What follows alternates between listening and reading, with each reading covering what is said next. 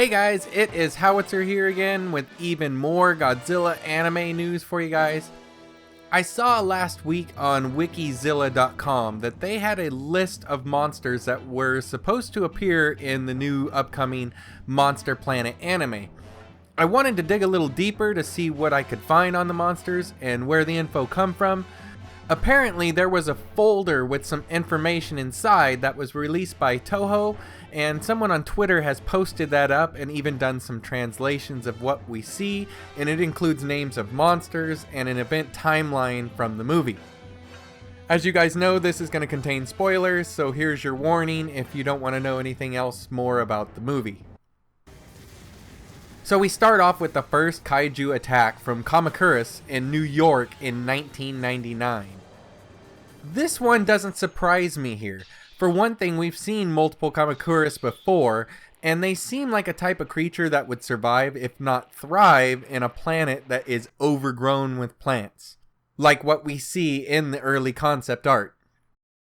We've seen Kamakuras in many Toho picks so far, such as Son of Godzilla, Godzilla's Revenge, Godzilla vs. Gigan, and then in Final Wars. So I see this one as an easy pick, one that they can bring in and use multiple times to fill in the landscape. Now after this attack, the humans come to the hypothesis that Earth's environment has evolved, so we see that the anime keeps in themes with the movies in which many of the kaiju are either awoken or caused by environmental or radioactive issues and problems. Now we jump ahead to the second attack, and this time the kaiju responsible is Hedorah, and this one takes place in London in 2002. Now this one does surprise me, but in a really good way. I can't wait to see what they're gonna do with a giant space squid kaiju. I just rewatched Hedorah just for this video, and the monster has a ton of promise, especially when they're using it in anime versus the restrictions they had in the film, being that it was done back in 1964. To date, that's been the only appearance of Hedorah outside the Godzilla Island TV show in Japan. I'm really excited to see what they'll do with Hedorah, being that we haven't seen him in so long. Hedorah is also another one like Kamakura where you can use multiple and not just one. Okay, now for the third attack. In this one, we actually get two kaiju with Anguirus and Rodan both attacking Beijing, China in 2005. Now these two never surprise me when they pop up in Toho Productions. I just wonder if they're working together or if they just both happen to be in the same place at the same time. Now on this attack, it does state, and this is in quotes, "Black of," which may be a translation issue, is successful in that the province of Hebei is contaminated. Now what's really interesting here is they also translated the word Hedorah in chemical weapons right next to this attack.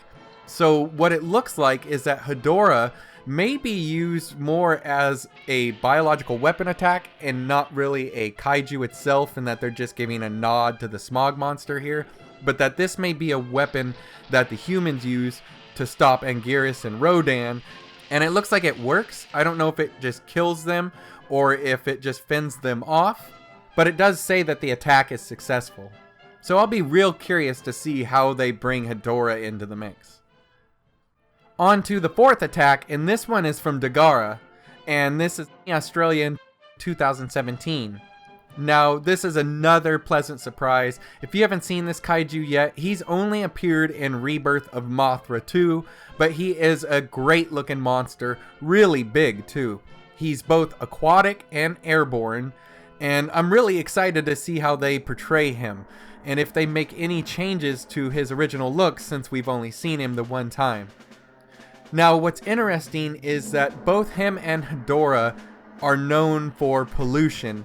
Now, like I said, Hedorah may not be in kaiju form, but Hedorah is created from pollution, whereas Hedorah was created to take care of pollution. It just so happened that then after getting the pollution, it causes him to mutate in a bad way. But with this attack coming up after they use the quote Hedorah weapon or kaiju, it doesn't surprise me that he would follow, being that he's a creature designed to go after pollution. Now we end up with the 5th attack, and this time we get Orga in Turkey in 2022. This one is another awesome surprise. We haven't seen Orga since Godzilla 2000.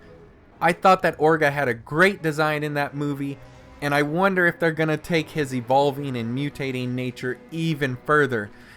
In Godzilla 2000, we saw him kind of taking on the form of Godzilla when he was trying to eat him, so there's a lot of ways they could go with this guy, especially given a timeline where he's got time to mutate and or evolve. I could definitely see them using a different look, or at least different stages on this one. It'll be really cool to see what they end up doing. Now I think it's so cool that in the timeline we end up saving Godzilla for last, but he eventually shows up off the west coast of America in the year 2030, and it's said that this attack is absolutely crazy. Both Los Angeles and San Francisco are destroyed. 3 other kaiju are said to appear, and all of them are either killed or defeated by Godzilla. It doesn't list if he kills them, so we don't know for sure, and we don't know if these are monsters listed above or if they're unknown monsters. It then goes on to state that Western Europe is destroyed and all attacks on the kaiju by the European Union forces have failed. 6,000 million die in the EU, leaving a world population of 2,000 billion. These numbers are just crazy, I know. Then it says Paris has fallen and all of Europe is evacuated. Next it states that there is an alien visitation in London in 2035 and then again in New York in 2036. Later, humans partner with the alien visitors, sharing science and technology, and are able to make some advancements in Europe. By 2042, the monster casualties are said to be up to 19 billion people, with a population left on the planet of 1,020 billion survivors.